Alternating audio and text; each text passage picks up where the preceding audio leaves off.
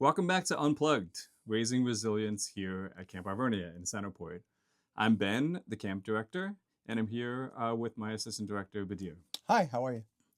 So today we're talking about the immense pressure that kids feel today to be perfect. As parents, we're often terrified, and we know other parents are too, of the idea of our kids failing. I know that if they forget their lunch or homework assignment, it's easy to just rush to school and drop it off for them. Yep. Because we want to shield them from even the slightest disappointment.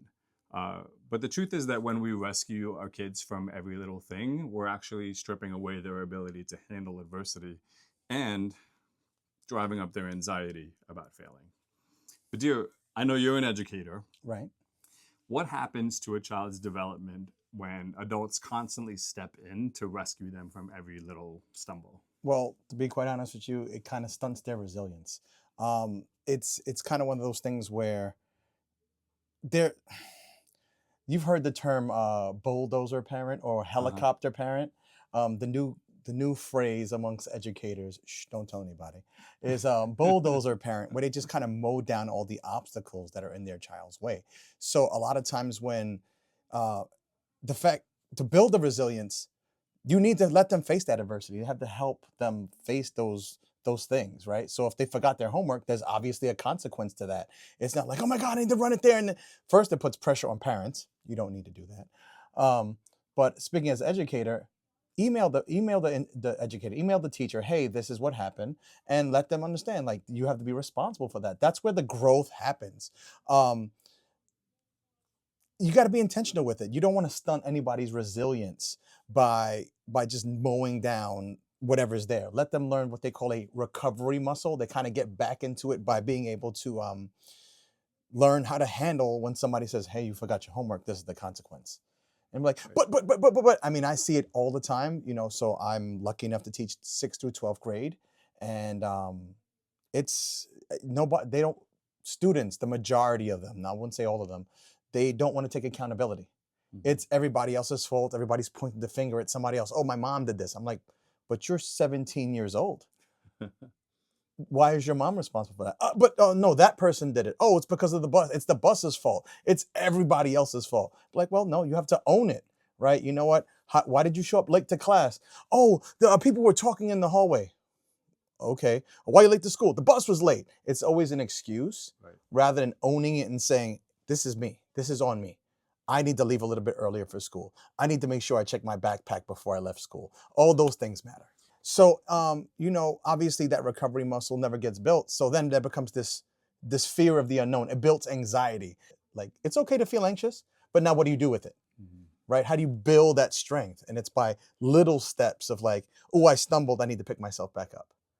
Right. I guess it's because, kids are smarter than we maybe give them credit for. The kids know that if their parent bailed them out and keeps on doing the work for them, they know that they didn't actually achieve whatever it is that it says they achieved.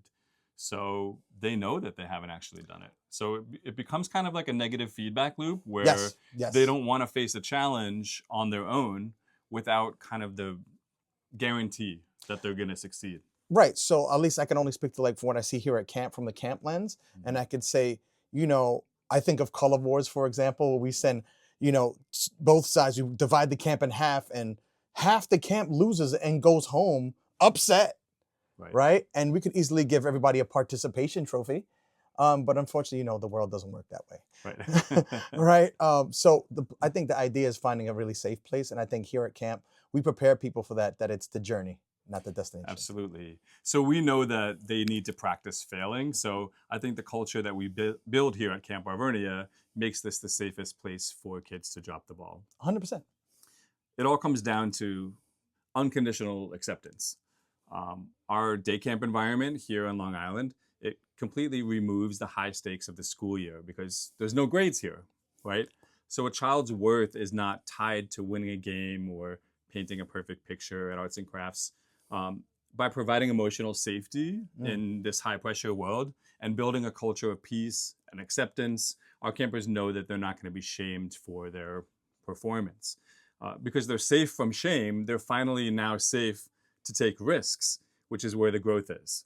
Now, when the safety net is there, but a kid actually does make a bad choice or lose their temper, we don't just brush it off, right? So Badyr, walk us through the mechanics of how you actually coach mistakes on the field. Is there any kind of educational value Oh, of course, of in course. those mistakes? I mean, Camp? that's where the growth happens. So I can talk from two different lenses. First would be the camp lens. So at least at camp, because it's an accepting place. Honestly, I believe every person just wants to feel accepted to whatever group they're in. So if they're with, they're at basketball and they never play basketball, they have to have the confidence to say, I'm going to try something for the first time. Mhm. And you want to catch those teachable moments. So when I'm working with the activity staff, for example, I'm talking to them just saying, hey, if you watch a kid miss 2-3 shots in a row, go over to them, engage them, just say, hey, spread your fingers like this. If they're at soccer and they miss the pass, you can go take them to the side and teach them how to trap. If it's down at volleyball, learning to put your thumbs down and understanding where I point my wrist when I'm doing a bump or tightening my fingers when I do a set. It's little tips and tricks and best practices that you want to catch in those teachable moments. In the educational, we put that in rubrics through an educational lens. It's like, obviously people are sitting there with their clipboard or their paper and they're like, did they do that? Check. Did they do that? Check. Right? So there's a grade attached to it. None of that is here at camp. So it's just saying, hey, fun. Let's get engaged. Let's have a good time. Right. It makes a lot of sense. So in a very real way at camp, because the stakes are different. Yeah. A mistake isn't quite the same. It's a mistake here is really a disguised opportunity. 100%. I couldn't agree more with you on that. Look, there are all these kinds of teachable moments, and sometimes it takes the coach or the activity counselor to be sincere in the moment to catch those moments. But sometimes you even catch it when two campers or two students are just like, you suck. And you're like, oh, right? And you're like, ooh, okay. Or you're terrible. You can't catch anything. And the part is you're going to have to walk over and you're going to have to talk to both campers, obviously. The first camper, you're like, no, we don't talk to each other like that, because you want to make it that safe space. But also to that person who just received that negative criticism, you can be like, well, this is how you get better. This is how you have to do it. And they have to have the trust in you to do it. I mean, I've seen situations where kid missed 2-3 free throws and it was like, oh, he can't ever shoot. And like, the truth is that they just need more practice. They need to have the confidence. And to that kid who's throwing the names, right? Sometimes, I'm sorry, I'm not. No, you're not.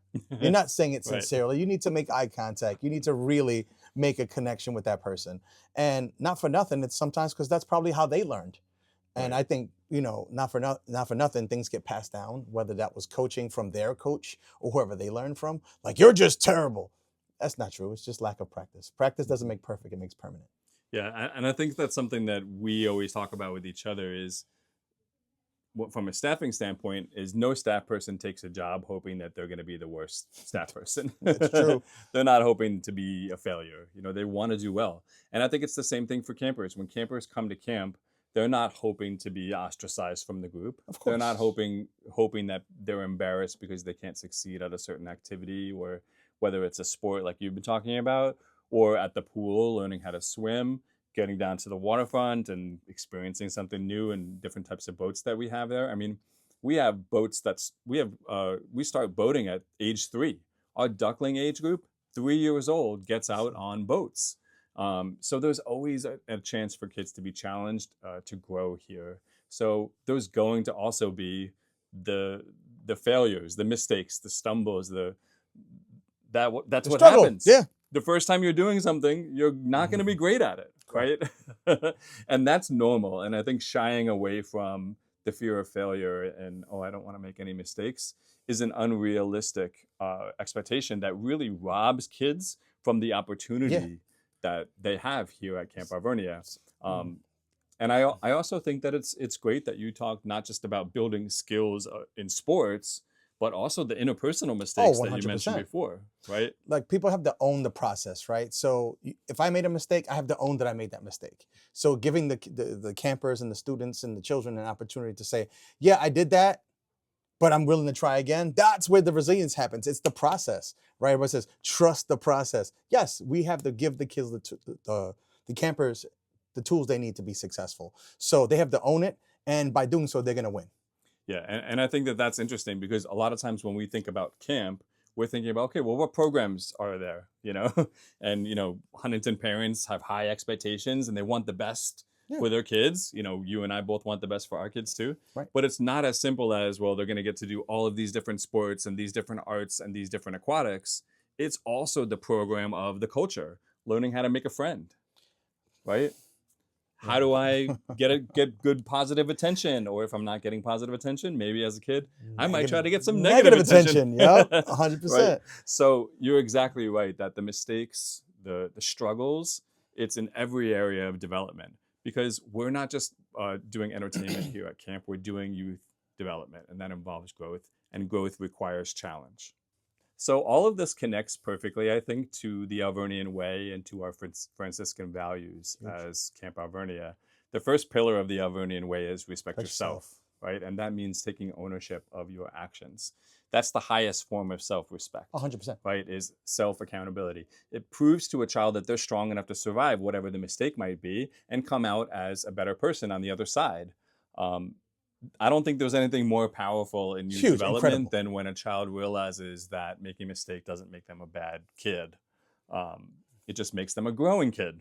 And embracing the process of challenge and growth is special. It's a foundation for everything else. I think that realization is really kind of going to unlock future growth and future opportunities. Yeah, that face-to-face conflict. 100%. Right? Yeah.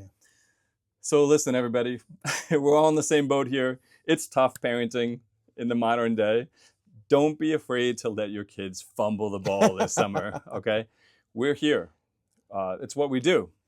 We're right here to help them pick the ball up and keep on running. Right? So we're going to send them on their way. We love the mistakes. We love the growth that comes after. Be well. Let's get after it. Peace and all good.